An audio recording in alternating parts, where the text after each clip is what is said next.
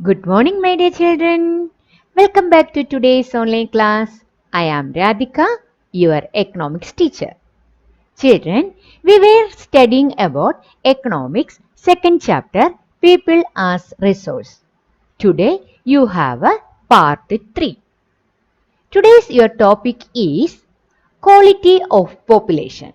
Let's see what is quality of population. Quality of population depends upon the literacy rate, health of a person, that is indicated by life expectancy. Then next, skill formation acquired by the people of the country. Children, quality of population. Which all other factors will decide the quality of population? Then there are three factors. Which all are that three factors? First one, literacy rate. Literacy rate means what? The person who know how to write and read. Those people are called literate people. This is the first factor will decide the quality of population. Literacy rate. Then second, health of a person. In which way we will measure that health? It is indicated by life expectancy. Expectancy means how many years the persons will live. The lifespan of a person. This is called life expectancy. This is the second factor will decide the quality of population. Then last one, skill formation acquired by the people of the country through the training. These are the three factors which determine the quality of population. Which all are the factors will determine the quality of population? The literacy rate, health of a person, that is indicated by life expectancy, and skill formation acquired by the people of that country. Okay. Next, the quality of the populations ultimately decides the growth rate of the country.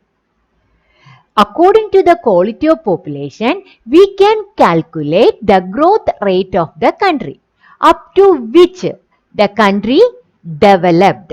The growth of each country we are measuring on the basis of quality of the population. In that, quality of populations will be decided by how many factors? Three factors. Which all are that? Literacy rate, health of a person, and the skill of that person. And this quality of population will decide the growth rate of the economy. You know, children, illiterate and unhealthy population is a liability for the economy. Illiterate and unhealthy population is a liability. They are not asset. They increasing the burden of an economy.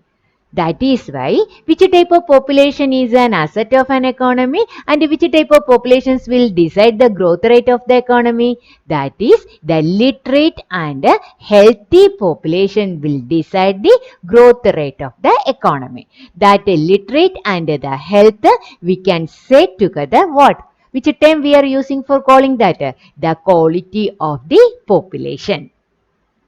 Clear, children? Literate and a healthy population is an asset for the economy. Who are asset for the economy, children? Which type of population is asset for an economy? Literate and a healthy population is an asset for the economy. Okay.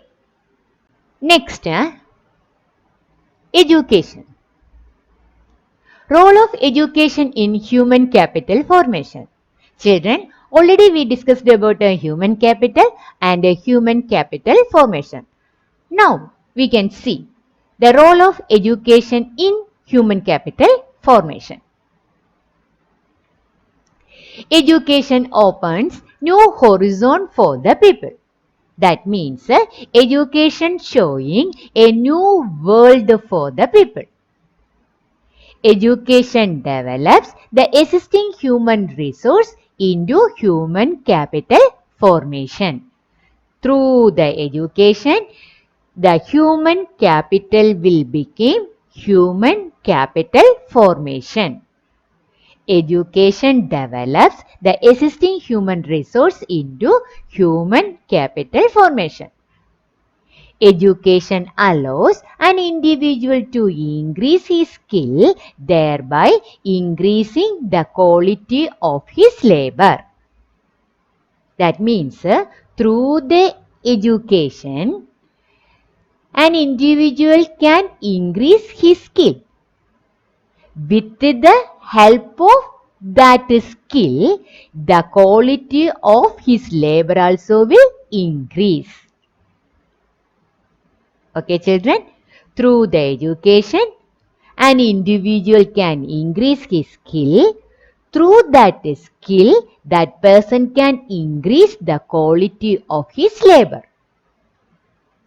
Because of that, it will increase the productive power of a nation. Clear, children? First, we giving education to people. With the help of education, an individual can increase his skill. Through that skill, he will increase the quality of his labor. With the help of that quality of labor, increase the productive power of a nation. Clear, children? And it enhance the national income, cultural richness, and increase the efficiency of governance. Clear, children? This is the way that connecting each other, education and development of the nation. Clear, children? Education changing human resource into human capital formation. Through the education, an individual can increase his skill, thereby increasing the quality of his labor. It further adds to the productive power of a nation. It enhances the national income, cultural richness, and increase the efficiency of governance. The investment made in education cause a higher earning and a greater contribution to the economy of the country. Clear, children? This is the role of education in human capital formation. Education changing human resource into human capital formation. Through the education, an individual can increase his skill, thereby increasing the quality of his labor. It further adds to the productive power of a nation, and it enhances the national income, cultural richness, and increase the efficiency of governance. Clear? Policy of government in the field of education. Education playing very important role for the the human capital formation. That is why our government took a lot of measure to implement education. Policy of government in the field of education. According to National Education Policy 1986, the government considered human resource a positive asset which need to be cherished, nurtured, and developed. So, following efforts are made for the same. Okay, children?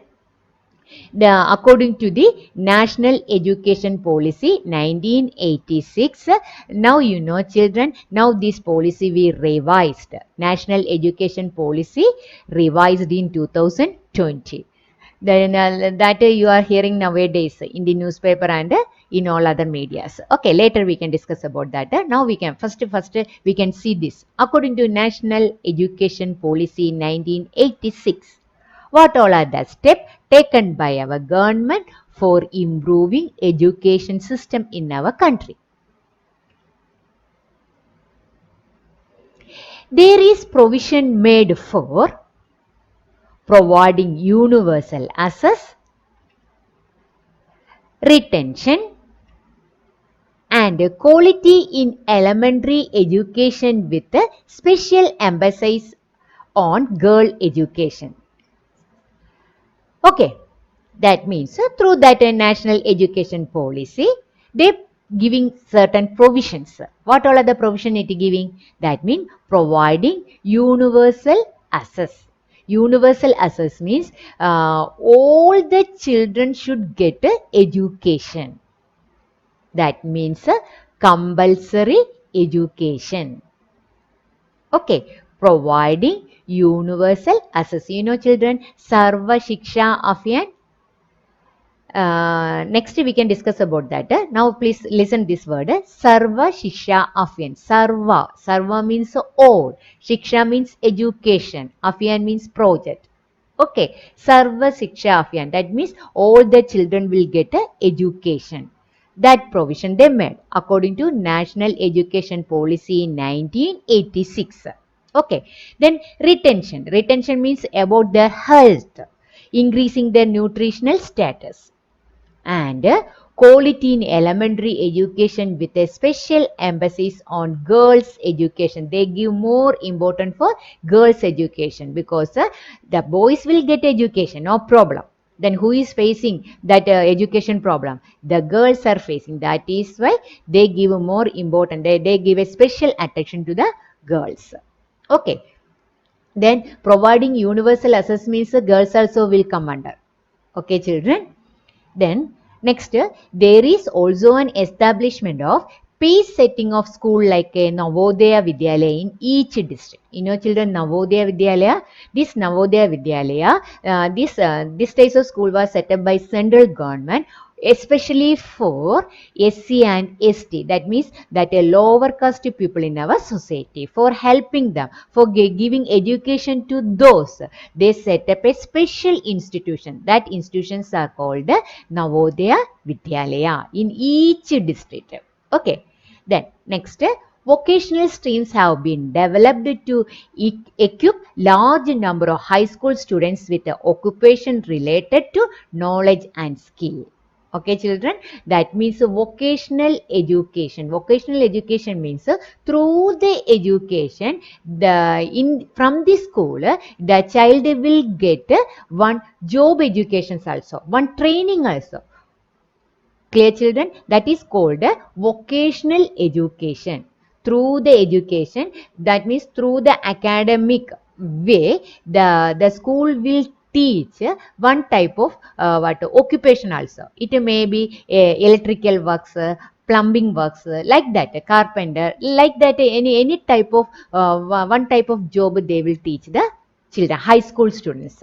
You know, children, now we revised that 2020. Then in that curriculum, in that national policy, education policy, have this scheme. Okay, 8th onwards, the students will get one job oriented training. Okay, children. There is provision made for providing universal access, retention, and quality in elementary education with a special emphasis on girls' education. And they set up a Navodaya Vidyalaya in each district, and they started vocational streams have been developed to equip large number of high school students with occupation related knowledge and skill. Okay, occupation related knowledge and skill also they will get through the education, through the school. Like that, the government made one national education policy. Then let's see the result of that. The literacy rate increased from 18% in 1951 to 74% in 2010-11. That means after 10 years only we will calculate that. That is a census. Okay, that is why this data is here. 2010-11. Look, children, how much difference is there, children? In the 1951, there is only 18%, but now it is a 74%. Male literacy. In 1951, only 12.3%. But now look, children, how much percentage? 82% male literacy. Then female literacy. In 1951, only 9% female literacy, but 2010-11, how much is the children? 64.6%. Okay. Then again another disparity we can see. The male is more literate than female. Again there is a problem. The girls children are facing problems. Okay.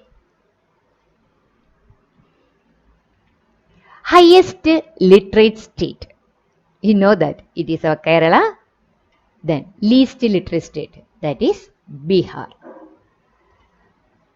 The 12th plan endeavored to raise the country's gross enrollment ratio in higher education of the 18 to 23 years age group to 25.2% by 2070-80 and to reach the target of 30% by 2020-21. That means they are saying this they are saying about our 80 to 23 means in our graduates, about a graduate, not a school students. They are saying about a graduate. That number they want to increase us from where to where? Then 25 to 30%. Okay, like that when each plan we are in each plan means each 5-year plans we are making a different project for increasing that education system or a educational level in our country. Okay, children. Sarva Shiksha Abhiyan. Let's see what is this. It is the significant steps toward providing elementary education to all children. Elementary education means class 1st to class 10. Children in the age group of 6 to 14 years by 2010. Okay, children, Sarva Shiksha Abhiyan. All children will get education. From which age children? Which age group will get compulsory education? That means 6 to 14. Then you know, children, according to new national education policy, what is the age group? 3 to 18, not a 6. It changed to 3 and not a 14. It changed to 18. Okay. Initiative of the central government in the partnership with the state and the local government. Then who took this initiative? The central government took initiative with the partnership of, that means with the help of state government and the local governments, for achieving the goal of universalization of the elementary education. Universalization of education means all the children will get education, should get education. This is called a Sarva Shiksha Abhiyan. Then next, midday meal scheme. That is, midday meal scheme is to provide some nutritional food to students during the daytime. That means during the lunch time, you know, children, the children will get a lunch. That means the school will provide a lunch to children for getting nutrition to the child. It has been implemented to encourage the attendance and retention of children in schools. Okay, it will increase their health status. That is why the government started a midday meal scheme. It aims at improving the nutritional status of the children. This policy could add to the literate population of India. Okay, children. Up to here, that education over. Next, we can see health. Health is only a simple portion. The role of health in human capital formation. A healthy person can fulfill his potential. Okay, children. When we giving education, but that person have a no health, that means he is not able to move from one place to another, then no need. That is why along with education, what also important, children? The health also very important. A healthy person can fulfill his potential. Not only through the education, what also we must need? The health also we must need it, then only we can show our potential, full capacity we can show to others. A person's require an ability to fight illness with access to cheap healthcare. Okay, then if that means cheap healthcare means low rate of that treatment. That means in the hospital charge everything should be very less. This could allow him to work without absence and can focus on work. If the person is healthy, no need to take any leave and he can concentrate on his work. That is why the productive capacity of the nation will increase. It will enhance the national income of the economy. That is why the health also very, very important factor. The national policy of India for health. Which all other policy took our government for increasing the health status of people in our country? Our national policy aims at improving the accessibility of the healthcare. Accessibility means all the people can access the health facilities. That is why in our government set up medical colleges. You know, children, in the medical colleges, there is consulting fees is only 1 rupee. That means the poor people can also approach the hospital. When we are moving to the private hospital, the consulting fees may be 250 or a 500. On that hospital, the poor people can approach. No, that is why the government set up a medical colleges. Accessibility of the healthcare. Then family welfare. Family welfare also taken by our government. That is, you know, ESA. ESA means that is one of the provisions given by the government for improving our health status. Okay. Nutritional services with a special focus on underprivileged segment of population. Nutritional services. Underprivileged means very, very poor people in the society. These all are the steps taken by our government for increasing health status of a country. Okay, children. Next topic I will take as a next slide. Okay, next PowerPoint. Now I am going to stop here.